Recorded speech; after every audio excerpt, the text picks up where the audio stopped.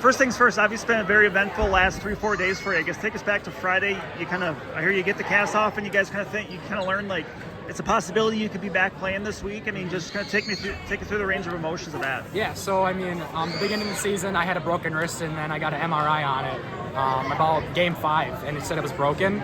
So I had to be sidelined, and they put a cast on it just to like try to make sure that we didn't have surgery, and it actually got worse in my cast, so I needed surgery on my scaphoid bone, and so I was it was a guarantee to my mind that I was going to be out for the rest of the season. And then I had the checkup on Friday just to see how it was healing, how I was going to maybe be back for the spring sports I was going to be playing.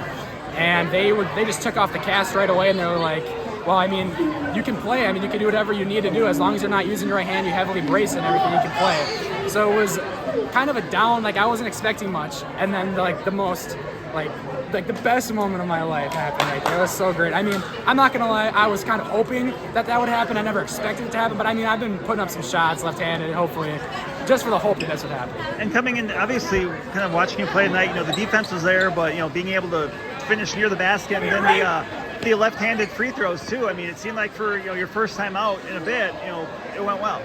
Yeah, I have been practicing those lefty free throws. I didn't expect to make 2 out of 3.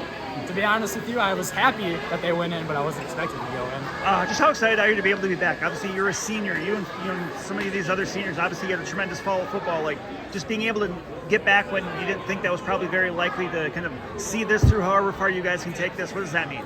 I mean, just a chance to be out with these guys. Again, I love every single one of them. It's just an honor to play with them and be on part of this team. They do such a good job coaching us and having us be prepared for this moment, and just to be out there with them. It's being on the sidelines for so long has really just given me the opportunity to be so grateful for this moment, to be on the court this one last time as a senior.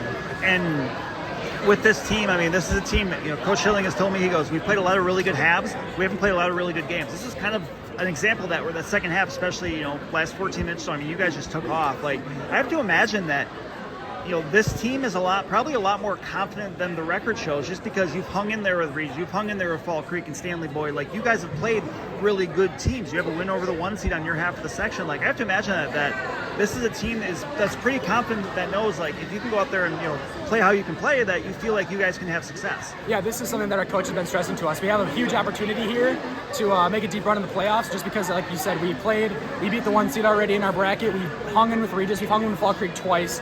We've had a pretty good game against Stanley Boyd, and it's just this opportunity that we have to have another home game.